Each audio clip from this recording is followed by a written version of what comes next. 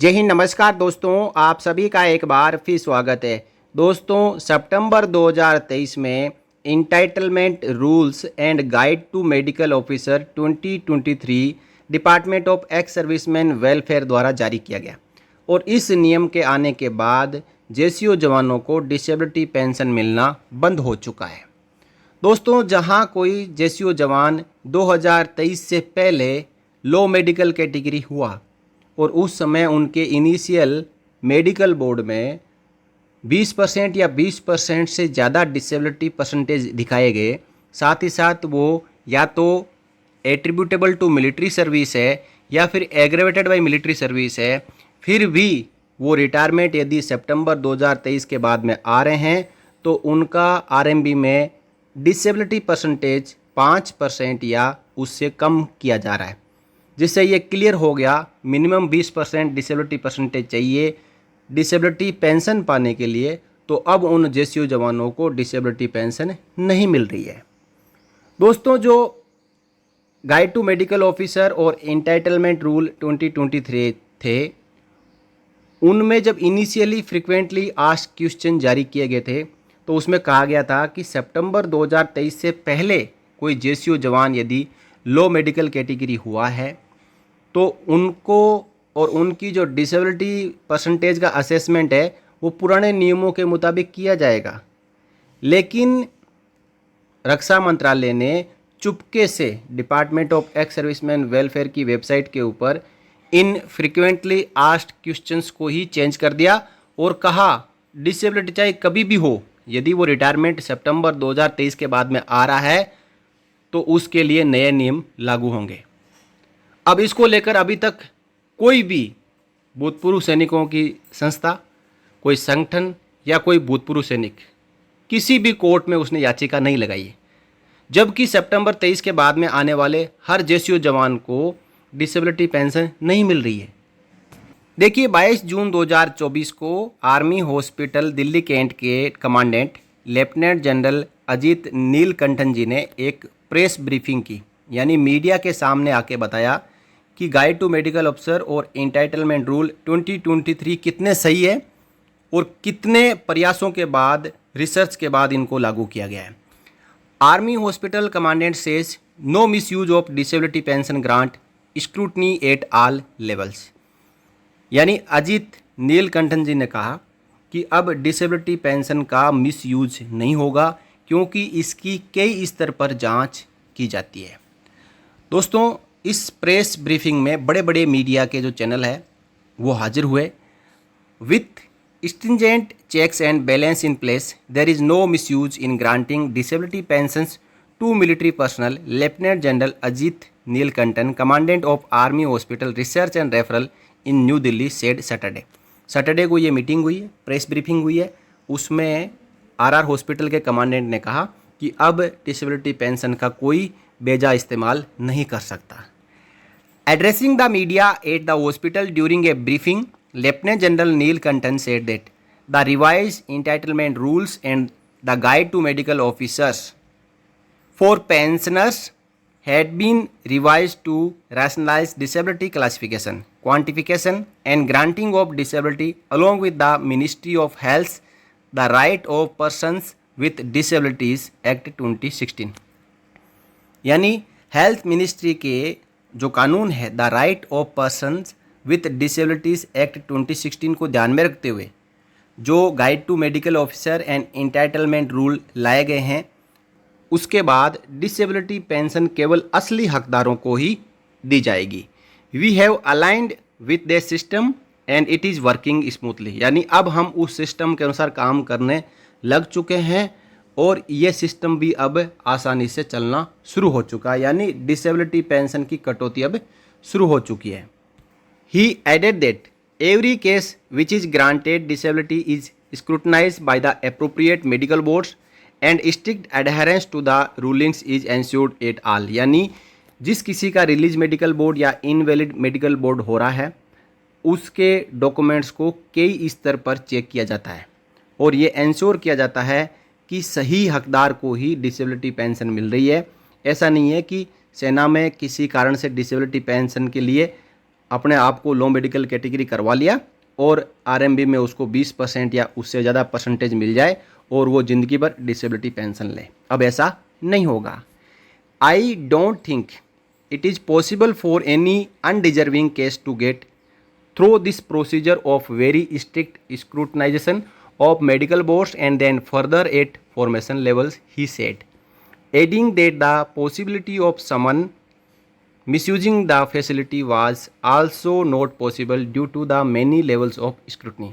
यानी अब कोई मतलब ही नहीं है कि किसी को डिसेबिलिटी पेंशन लागू नहीं है फिर भी वो डिसेबिलिटी पेंशन ले ले।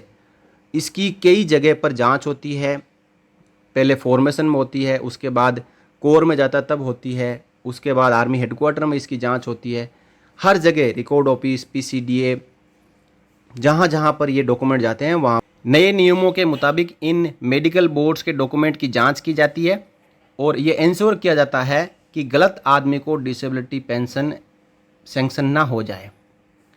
This follows A raging debate last year over the granting of disability pension in the revision of entitlement rules for casualty pension and disability compensation awards to armed forces personnel, which stipulates the conditions for award of death and disability compensation to armed forces.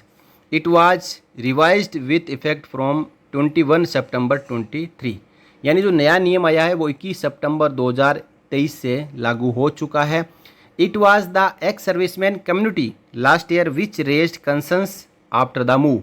और 21 सितंबर 2023 को नया नियम आने के बाद में भूतपूर्व सैनिकों ने इस मुद्दे को उठाया था, लेकिन वो भी अब ठंडे बस्ते में जा चुका है। इलेक्शन से पहले कई ऐसे भूतपूर्व सैनिकों के संगठन है, इन्होंने इस मांग को उठाया कि इस नियम को तुरंत वापस लेना चाहिए, लेकिन सरकार ने नहीं लिया। तो अब ये भूतपूर्व सैनिकों के ऊपर लागू भी हो चुका है। After a considerable amount of backlash against the ministry of defence, the Chief of Defence Staff General Anil Chauhan had said that the new rules for disability pension would prevent exploitation and misuse by military personnel. At the time, he had also said that it would protect the genuine interest of personnel who acquire disability during service. यानी जो ये नया नियम आया है ER and GMO 2023, इसके ऊपर CDS ने कहा था कि ये एक्सप्लॉयटेशन और मिसयूज़ को बचाएगा जो कि मिलिट्री पर्सनल द्वारा किया जाता है। और साथ ही साथ कहा कि अब केवल असली हकदार को ही डिसेबिलिटी पेंशन मिल पाएगी। During the briefing Saturday, lieutenant general Ajit Neelakantan also spoke about the hospital's preparedness to deal with disasters. यानी उसके बाद चर्चा होने लगी हॉस्पिटल के बारे में कि हॉस्पिटल यदि कोई बड़ा डिजास्टर आए तो किस प्रकार सामना करने के लिए तैयार है।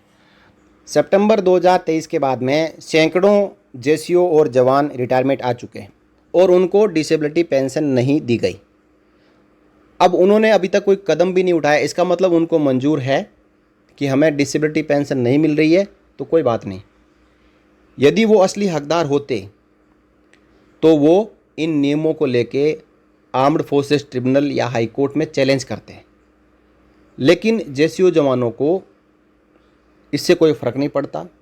डिसेबिलिटी पेंशन मिले तो भी ठीक, नहीं मिले तो भी ठीक। और सरकार ने अपना नियम लागू कर दिया जिससे कि डिसेबिलिटी पेंशन के नाम पर एक साल में जो 4000 करोड़ रुपए देना पड़ता था उसमें से कुछ हद तक लगभग 3000 करोड़ रुपए सरकार 2023 के बाद में बचाना शुरू कर लिया है। ये 3000 करोड़ रुपए इनके ऊपर जो डिसेबिलिटी पेंशनर्स है उनका हक था, लेकिन सरकार ने मार दिया। अब डिसेबिलिटी पेंशनर्स को भी कोई समस्या नहीं है, सरकार उनको डिसेबिलिटी पेंशन दे या ना दे, क्योंकि इतनी कोई मेहनत करना नहीं चाहता, इसको चैलेंज करना नहीं चाहता। तो नहीं करना चाहता है तो फिर वो जो 8-10 हज़ार रुपये महीने के मिलते थे वो नहीं मिलेंगे। तो दोस्तों ये थी एक जानकारी कि दिल्ली R&R हॉस्पिटल के commandant lieutenant general Ajit Neelakantan ji ने जो एक प्रेस ब्रीफिंग करते हुए entitlement rules and guide to medical officer 2023 के ऊपर एक बार फिर स्पष्टीकरण दिया। उन्होंने कहा हम किसी भी ऐसे जेसीओ जवान को डिसेबिलिटी पेंशन नहीं देंगे जो उसका हकदार नहीं है। हालांकि पुराने नियमों के मुताबिक ये सभी जेसीओ और जवान जो सितंबर 23 के बाद रिटायर आए हैं और जिनकी डिसेबिलिटी सितंबर 2023 से पहले हुई है, लो मेडिकल कैटेगरी पहले हुई है, वो सब हकदार है। बस केवल ठोस कदम उठाने की ज़रूरत है। अब दोस्तों आखिर में आपसे एक सवाल, क्या आपकी डिसेबिलिटी यानी आप 21 सितंबर 2023 से पहले परमानेंट लो मेडिकल कैटेगरी हुए थे और 21 सितंबर 2023 के बाद में रिटायरमेंट आए हैं, और क्या आपको डिसेबिलिटी परसेंटेज 20% या उससे ज़्यादा सैंक्शन किया गया है? यदि किया गया है तो आप कमेंट करके बताएं क्या आपको डिसेबिलिटी पेंशन मिल रही है। और पहले आपका इनिशियल परमानेंट जो मेडिकल बोर्ड है AFMS 15 अल्फ़ा, उसमें एट्रीब्यूटेबल टू और एग्रीवेटेड बाय मिलिट्री सर्विस और 20% से ज़्यादा परसेंटेज था, और अब उस परसेंटेज को रिड्यूस कर दिया गया है, जिसके कारण आपको डिसेबिलिटी पेंशन नहीं मिल रही है। तो भी आप कमेंट करके बताएं। इस वीडियो में इतना ही साथियों, फिर मिलेंगे नए वीडियो में नई जानकारी के साथ। तब तक के लिए जय हिंद।